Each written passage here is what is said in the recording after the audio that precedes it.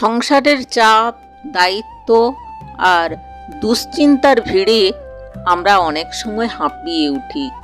মনে হয় শান্তি বলে কিচ্ছু নেই। কিন্তু গীতার আলোকে আমরা শিখি মনই আমাদের বন্ধু, আবার মনই আমাদের শত্রু। বন্ধুরা, আজকের ভিডিওতে জানব কিভাবে আমরা এই অশান্ত সংসারেও মনকে শান্ত রাখতে পারি। আগে আমরা জানি কেন আমাদের মন অশান্ত হয়।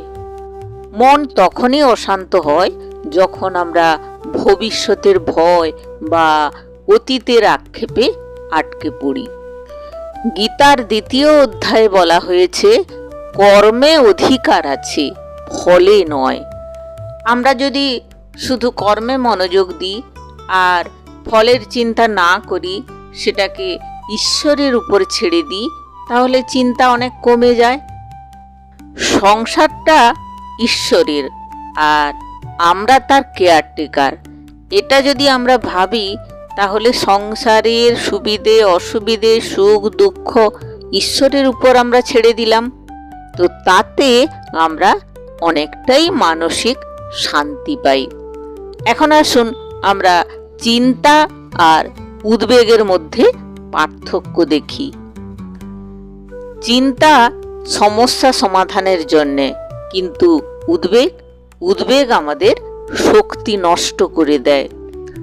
গীতার ৬ষ্ঠ অধ্যায় বলছে উদ্ধরেত আত্মনাত্মানং আত্মনং নাবসাদয়েত, মানে নিজেকে নিজেই উদ্ধার করতে হবে।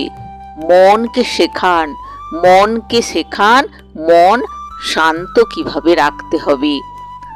5টি উপায় আপনাদের বলছি, যে 5টি উপায়ে মন অনেক শান্ত হয়। প্রতিদিন 5 মিনিট ধ্যান করুন। সে মন্ত্র জপ বলুন বা ঈশ্বরের নাম বলুন, নিঃশ্বাসে মন দিন।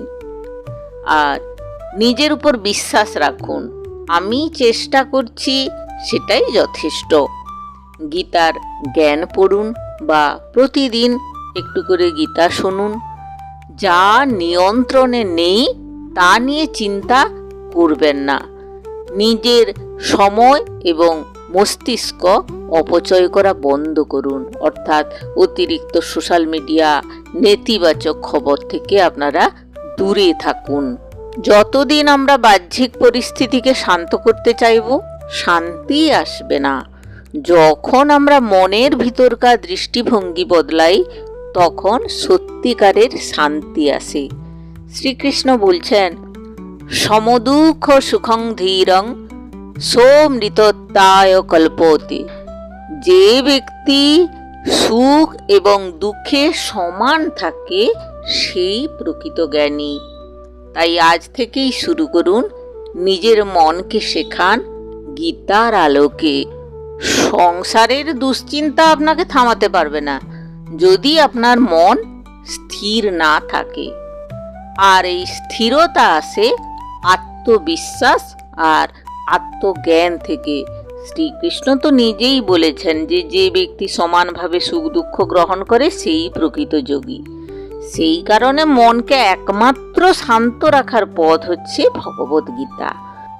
ভগবদ্গীতার শিক্ষা মেনে জীবনকে দেখার দৃষ্টিভঙ্গি বদলান।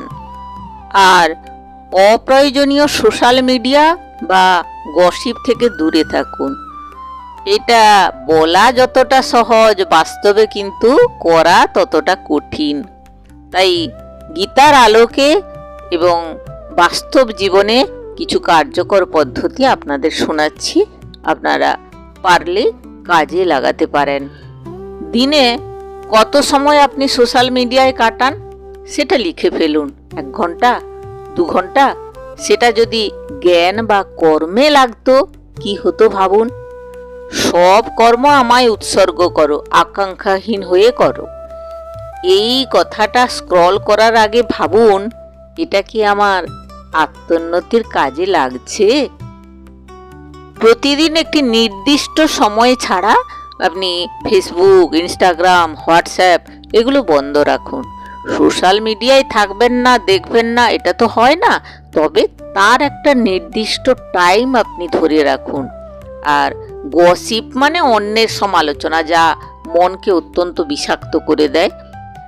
গীতায় বলা হয়েছে, মৃদুভাষিতা, সত্যবাদিতা, এটাই বাক সংযম। গসিপের সময় চুপ করে যান বা প্রসঙ্গ বদলান। নিজের চারপাশের পরিবেশে যদি নেগেটিভ বন্ধু বা আত্মীয় থাকে, তাদের সঙ্গে কিন্তু কথোপকথন সীমিত রাখবেন। যতক্ষণ খালি থাকবেন ততক্ষণ ফোন ধরবেন। তাই এই খালি থাকার বিকল্প অভ্যাস গড়ে তুলুন।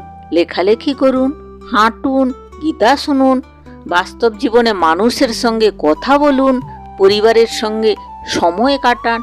তাহলে সোশ্যাল মিডিয়াতে অনেক কম সময় দিতে পারবেন। যতক্ষণ না আপনি মনকে নিয়ন্ত্রণ করেন, সোশ্যাল মিডিয়াই আপনাকে নিয়ন্ত্রণ করবে। তাই নিয়ম তৈরি করুন, ফোন নয়, জীবন বেছে নিন।